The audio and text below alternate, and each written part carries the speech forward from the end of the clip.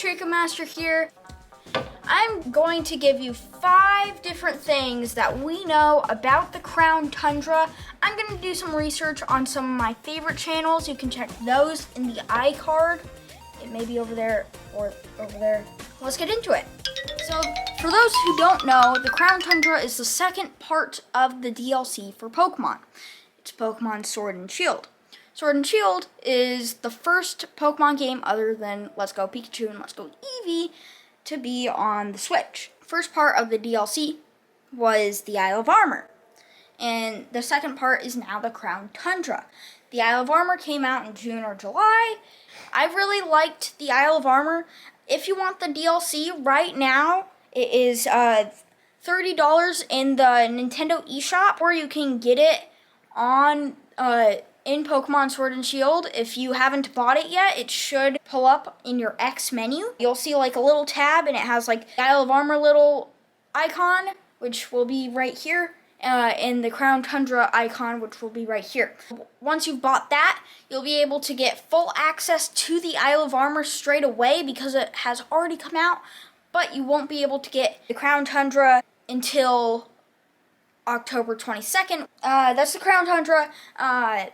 I will be making a video on my early access because I did get early access for that. So let's talk about sprites, not the drink.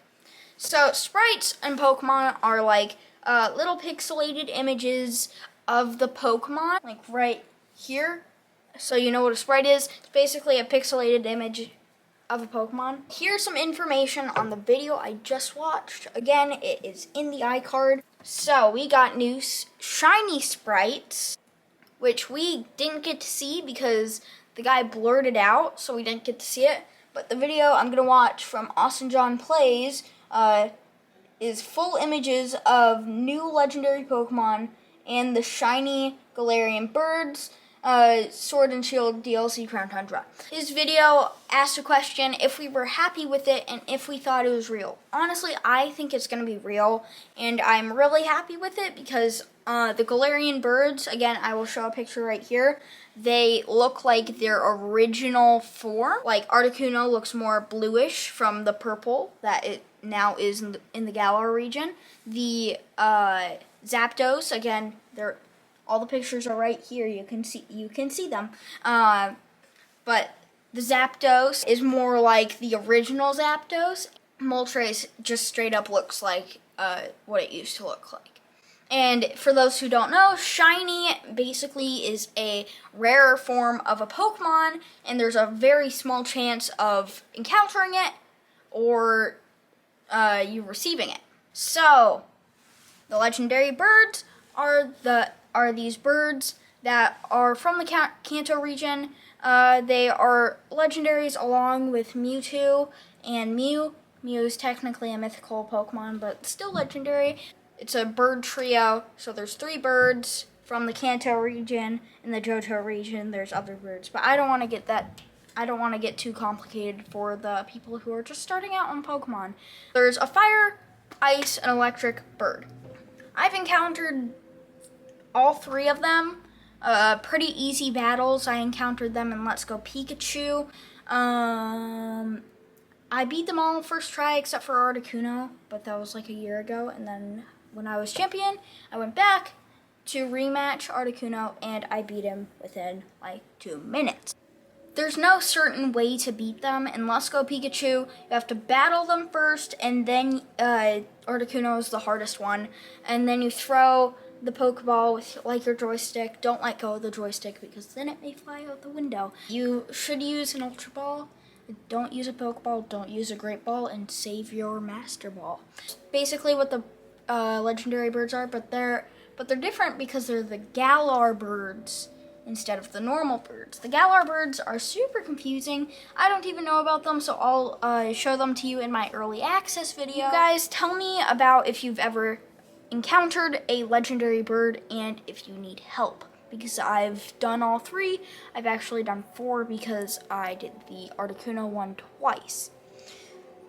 So just tell me your experiences. If you haven't, if you have, what game was it?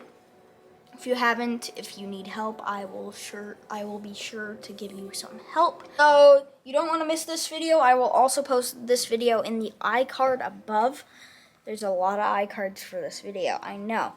This stuff should be blurred because I don't want to show too many spoilers just yet. I'll show those in my early release video. So these are blurred out because I don't want to show them yet. So this is what I mean by, this is the normal, this is the shiny. So the shiny looks more like the original. Same with, this is the shiny Zapdos. I'm really excited about this. I really love it. This is super exciting. So it turns out we won't be able to get the shinies probably till next game. From what he said, it's probably true. I think it's going to be true. I don't really like it, but it's okay because I think that everyone should have a level playing field until the next game. Just like in Omega Ruby and Alpha Sapphire, you aren't able to get the shinies of the legendaries, or the legendary trio, Rayquaza, Kyogre, and Groudon, but you can in Sun and Moon. So I don't really like that, but hopefully we can get it in next game. So, turns out, Centro Pokemon Leaks said, again, this is not actual information, but I believe this guy, so I think it is real information. First one is, you can choose a horse similarly to how you choose a tower for Urshifu. Just so in the Isle of Armor, there's 2 towers. There's the water tower, and then there's the dark tower, and then the 2 horses are Hakuba and Kokuba. So apparently you can choose those 2 horses just like you could the towers for Urshifu. So that's pretty cool. I like that. I wish that you could get both, but I mean, in Pokemon Home, you can still like trade over one. I mean, that's interesting.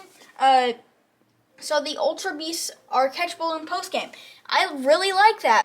So the first leak said that it was going to be an event called the Ultra Beyond, but now we know that it's actually going to be in the post-game.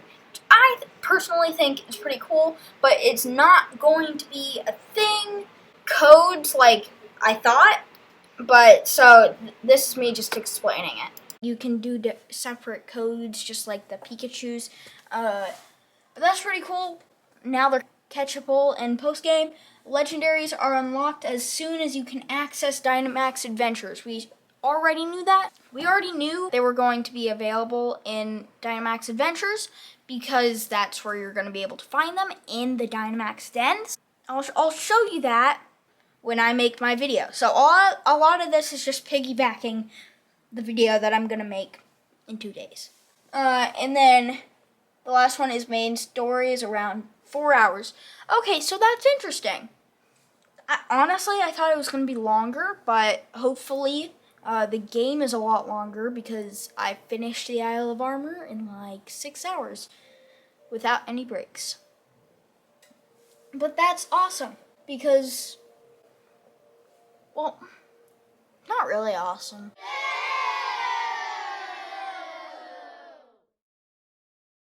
I wish the story was a little bit longer because I finished post-game really quickly and I finished the story really quickly, so it may not be 4 hours, it may be like 2.